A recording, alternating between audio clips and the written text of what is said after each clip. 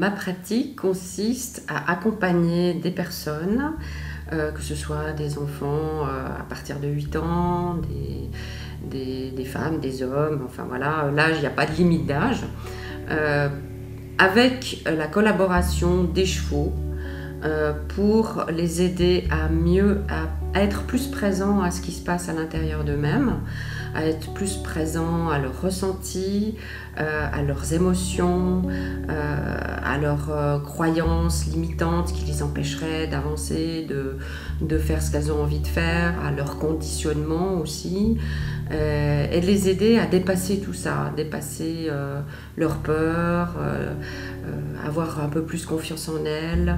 Voilà, c'est un travail qui se fait à pied avec le cheval, donc on ne monte pas sur le cheval, c'est pas de l'équitation. Et c'est une technique qui... Ouais, le cheval révèle en fait ce qui est à l'intérieur de nous, avec beaucoup de bienveillance, sans juger, sans jugement. Et on entend beaucoup dire que c'est un miroir de nos émotions, parce que le cheval est très sensible à ce qu'on ressent. Il n'est pas dérangé si on ressent quelque chose de négatif, ce qu'on peut qualifier de négatif, comme la peur, la colère, etc. C'est pas ça qui le dérange. Ce qui le dérange le plus, c'est qu'on ne soit pas ni conscient de ça, ou qu'on veuille le cacher, ou qu'on le nie. C'est-à-dire qu'il y a un décalage en ce qu'il voit et ce qu'il ressent, en nous. Et pour lui, c'est dangereux. C'est un danger. Ça veut dire... bon, je ne peux pas faire confiance à cette personne, je n'ai pas envie de collaborer avec elle, quoi. Donc, du coup, ça nous oblige à être centrés et présents à nous-mêmes.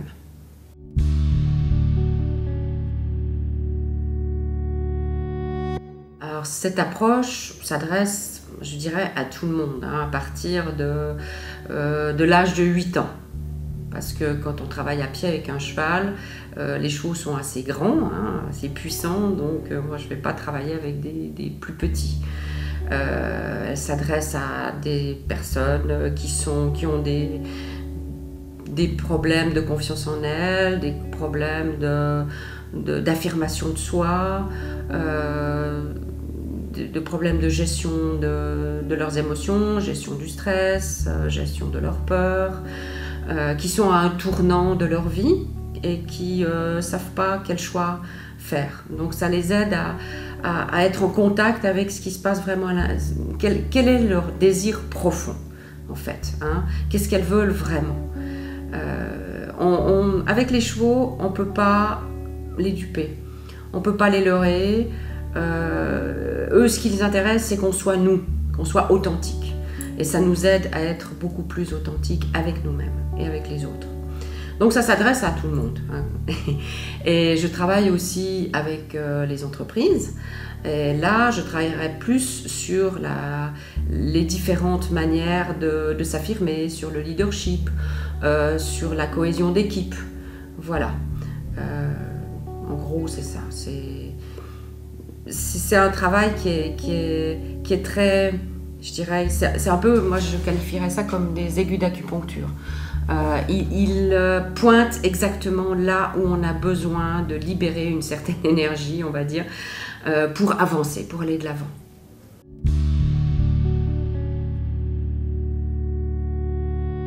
Moi je fais travailler les gens sur eux-mêmes, sur leurs ressentis, sans le cheval. Hein, on est en salle, moi j'ai une salle chez moi où on travaille sur quel est leur désir profond, pourquoi la personne est venue, qu'est-ce qui la motive, et tout ça en relation avec ce qu'elle ressent, ses ressentis, et pas avec son intellect. Donc je lui fais faire une petite méditation guidée, hein, et je la fais se centrer sur son cœur. Qu'est-ce que son cœur a envie? Qu'est-ce qu'il veut maintenant, ici, maintenant, et comment elle se sent? Et je fais dessiner la personne après. Elle dessine ce qu'elle a reçu comme message de son corps, parce que le corps ne s'exprime pas de manière logique. Il peut s'exprimer par une couleur, la réponse peut être une couleur, un mot, un dessin, enfin peu importe. Mais c'est pas une logique A à B, quoi, comme notre cerveau. Donc la personne va dessiner ce que son cœur lui a envoyé comme message. Et c'est à partir de là qu'on va travailler. Et ensuite seulement, on va aller à la rencontre des chevaux.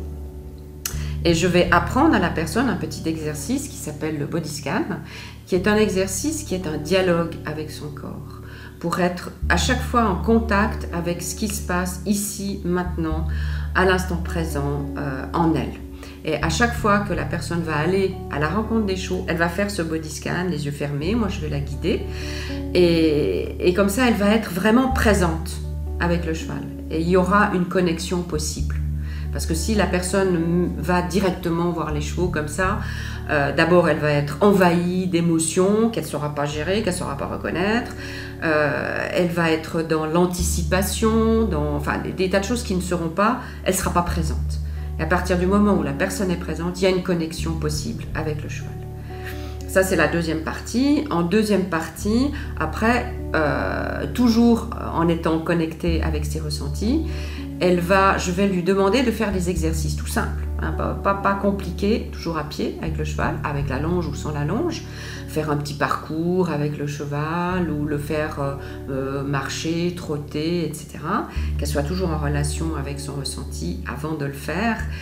Et en même temps en relation avec le cheval, avec ses réactions à lui, et en même temps avec son objectif. Donc ça complique de plus en plus. Donc plus elle va progresser, plus ça va devenir complexe. Mais plus elle va être de plus en plus capable de gérer ce qui se passe à l'intérieur d'elle-même en agissant avec le cheval. Voilà. Ça c'est un exemple de séance type. Voilà. Ben, il y a d'autres possibilités évidemment. C'est beaucoup plus complexe, beaucoup plus large que ça.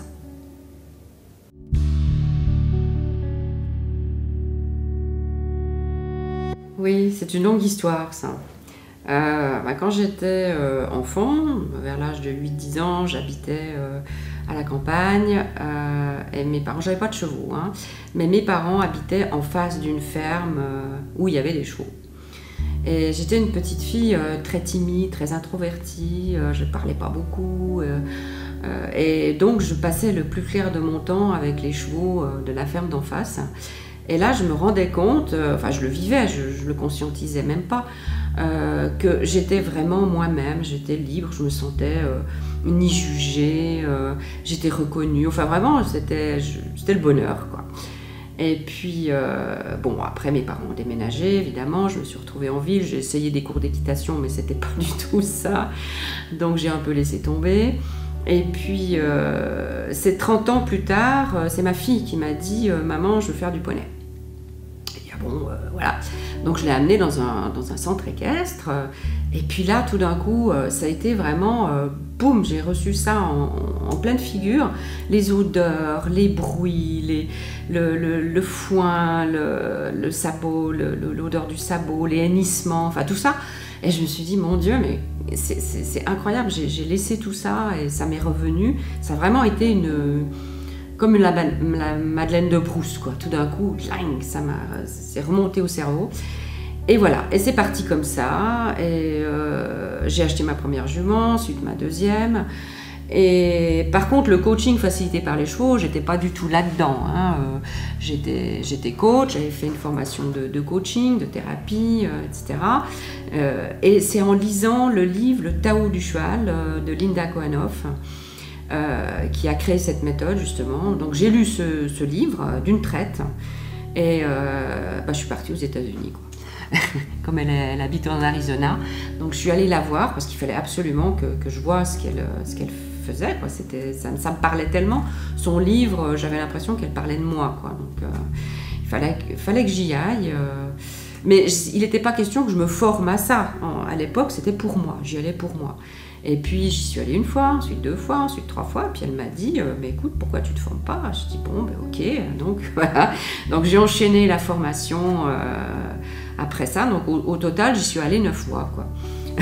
Sur 3 ans, donc de 2006 à 2009, quoi.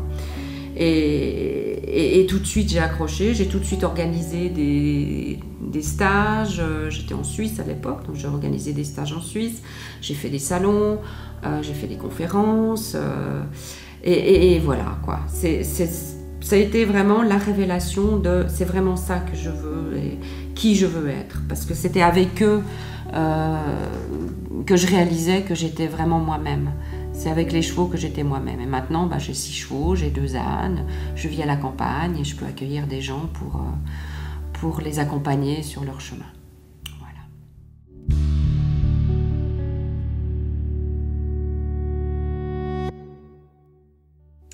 Alors le salon, c'est une première étape. Parce qu'évidemment, au salon, j'amène pas mes chevaux. Donc on ne peut pas expérimenter et vivre ce qui se passe réellement avec un cheval. Mais c'est une première étape de sensibilisation. D'ailleurs, je vais faire une conférence demain sur l'estime de soi et je vais faire aux personnes l'exercice que je fais faire avec les chevaux, c'est-à-dire le body scan, être connecté avec ce qui se passe à l'intérieur d'elles-mêmes. Donc là, déjà, les personnes auront peut-être un petit aperçu de comment ça fonctionne. Mais évidemment, il n'y aura pas le cheval, il y aura des photos peut-être. Je vais mettre j'ai un PowerPoint, etc. Mais ça ne sera pas la même chose. L'expérimentation ne sera pas la même. Donc, du coup, moi, j'offre justement à toutes les personnes qui viennent une demi-journée chez moi à pouvoir expérimenter. Donc, c'est offert, c'est pas payant. Voilà. Parce que je sais que il y a des personnes qui sont intéressées, mais qui ont des doutes, qui ont peut-être des craintes aussi, des peurs, et c'est normal.